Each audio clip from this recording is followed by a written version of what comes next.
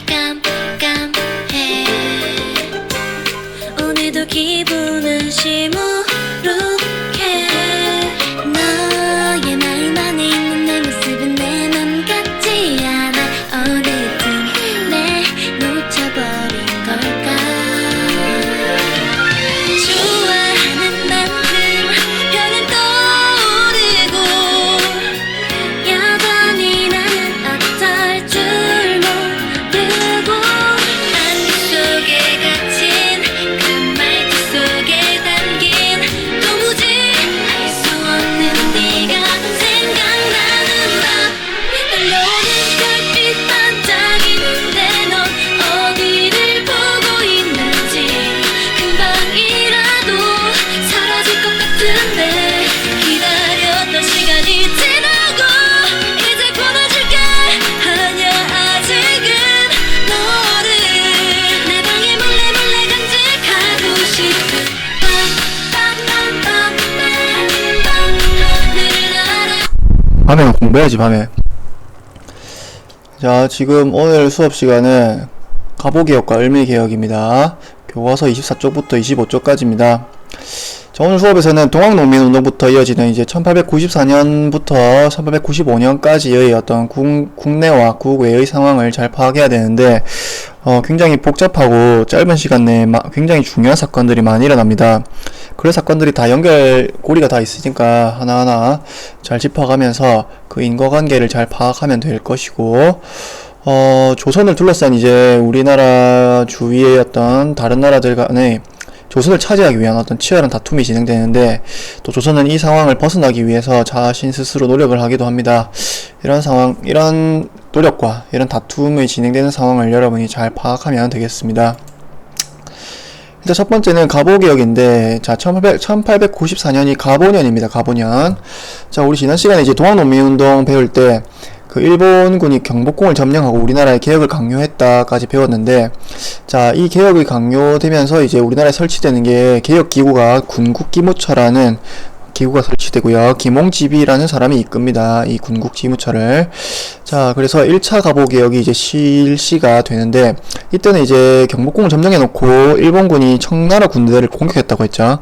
근데 이제 청나라 군대와 전쟁을 하는데 어떤 집중을 하다 보니 우리나라에 개혁을 시켜놓고 그 개혁이 잘 돼가는지 어떤 감시나 간섭을 할 어떤 신경 쓸 겨를이 없었습니다. 자, 근데 이제 청일 전쟁에서 승기를 점점 잡아가면서 이제 이 개혁 안에 대해서 점점 내정 간섭을 해옵니다. 자, 그래서 이제 군국기무처가 폐지되고 2차 가보개혁이 실시되는데, 2차 가보개혁 때 홍범 14조라는 자료가 발표되는데, 교과서에 보면 홍범 14조라는 자료가 실려 있습니다.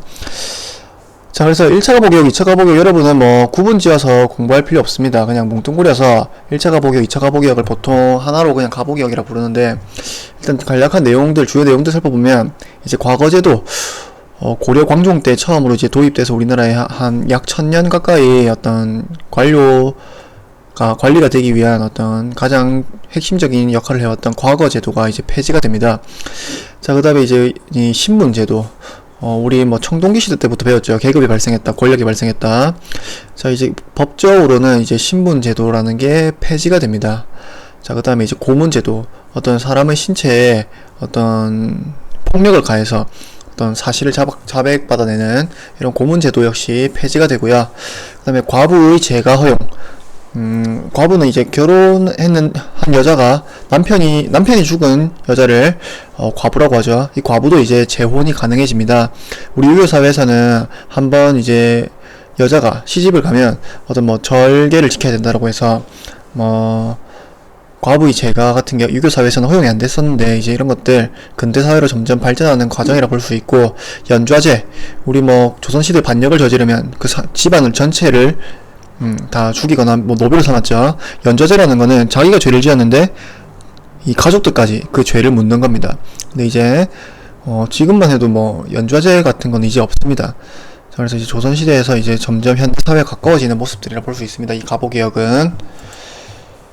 자, 이때 이제 외국의 상황, 우리 국외의 상황을 보자면, 이제 청일전쟁에서 이제 일본이 승리로 확정짓고 끝나게 됩니다. 자, 이때 일본이 배상금을 청나라로부터 받아내고 이제 랴오둥 반도를 일본에게 이제 청나라가 넘겨주기로 합니다. 랴오둥 반도는 어디냐면 우리가 삼국시대 때 보통 요동 반도라고 많이 불렀는데 이 끝에 있는 이 툭 튀어나온 이 부분을 랴오둥이라고 부릅니다. 자, 그래서 랴오둥 반도를 이제 일본이 청일전쟁 승리하면서 가지게 되었는데 이 러시아가 이 랴오둥 반도가 일본에게 넘어갔다는 소식을 듣고 이 지방이 러시아가 노리고 있던 지방이었기 때문에 러시아가 독일과 프랑스와 연합을 해서 일본에게 압력을 갑니다. 이거 청나라한테 돌려주라고. 자, 그래서 사실 일본 입장에서는 굉장히 기분 나빴겠죠. 자기들이 전쟁에서 승리해서 청나라에게 얻어낸 어떤 이득을 갑자기 다른 나라들이 돌려주라고 압력을 가해오니까. 자, 그렇다고 해서 이 압력을 어떤 무시할 정도의 어떤 국가가 아니었기 때문에 이걸 청나라에게 결국 돌려줍니다. 그래서 이 사건을 삼국 간섭이라고 부릅니다. 자, 그래서 일본 입장에서 굉장히 기분이 나빴을 건데 고종이 이 사건을 보고 러시아가 굉장히 세력이 강력하다, 일본도 함부로 할 수 없구나라는 사실을 깨닫고 이제 이 일본의 어떤 압력에서 벗어나기 위해서 러시아를 이용해야겠다고 생각합니다. 그래서 러시아를 끌어들이려고 이제 접근을 하는데 이것을 일본이 눈치채고 거의 이제 청일전쟁 승리하면서 조선을 거의 눈앞에 뒀는데 러시아에게 빼앗기면 사실 상당히 어떤 국가적으로 손해죠. 그래서 일본이 이제 우리나라의 을미사변이라는 사건을 일으키는데 여러분이 뭐 잘 아는 말로 바꾸자면 명성황후 시해 사건입니다. 밤중에 이제 경복궁에 무사들을 보내서 이 무사들이 명성황후를 이제 한밤중에 살해한 사건이고, 뭐 명성황후가 뭐 착한 사람이든 나쁜 사람이든지 떠나서 한나라의 왕비를 이런 식으로 참혹하게 죽이게 됩니다. 그래서 이제 조선에게 어떤 경고를 가하는 거겠죠. 러시아에게 접근하면 우리가 이렇게 가만두지 않겠다라는.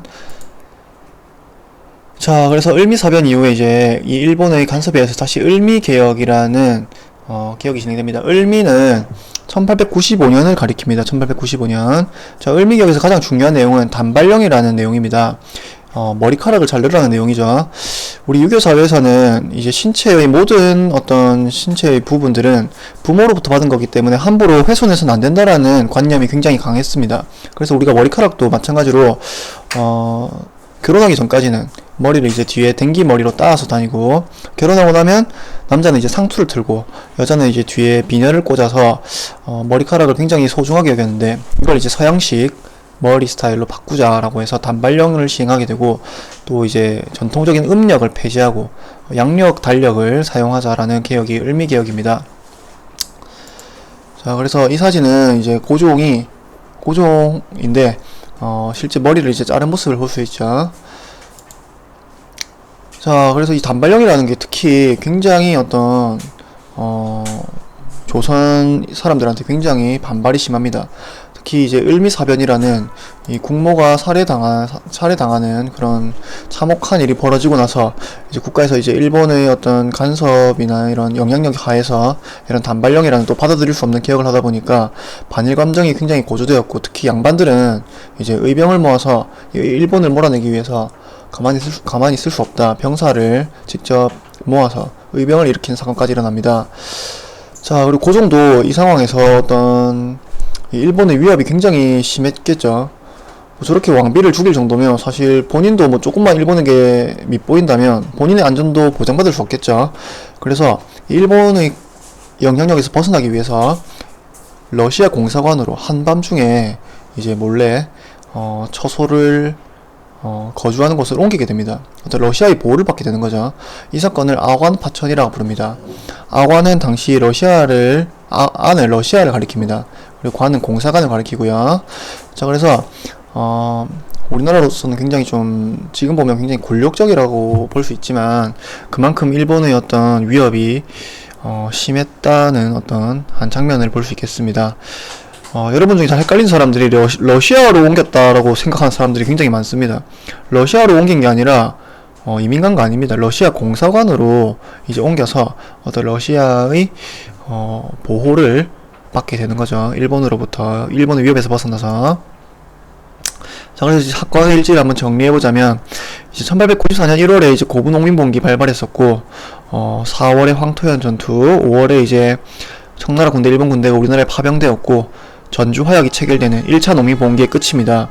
그 다음에 이제 6월에 이제 일본 군대가 갑자기 경복궁을 점령하면서 청일전쟁이 발발하게 되었고, 1차 가보개혁이 진행됩니다.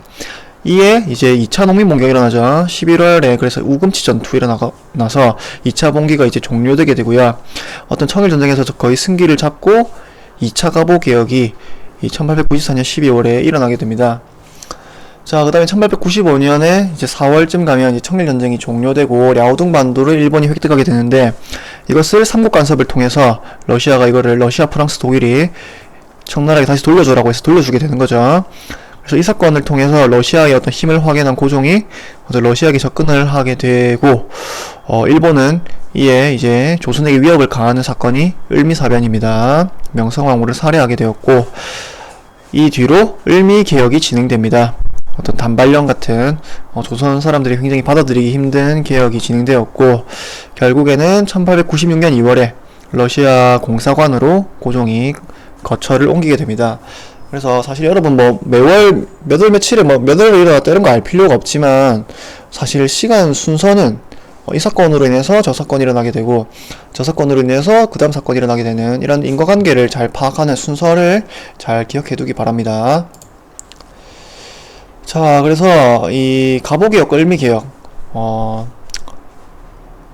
어떤 갑신정변 때, 또 동학농민운동 때 제시되었던 어떤 근대적인 개혁이 이제 제도적으로 완전히 조금씩 반영이 되어가는 과정을 볼 수 있습니다.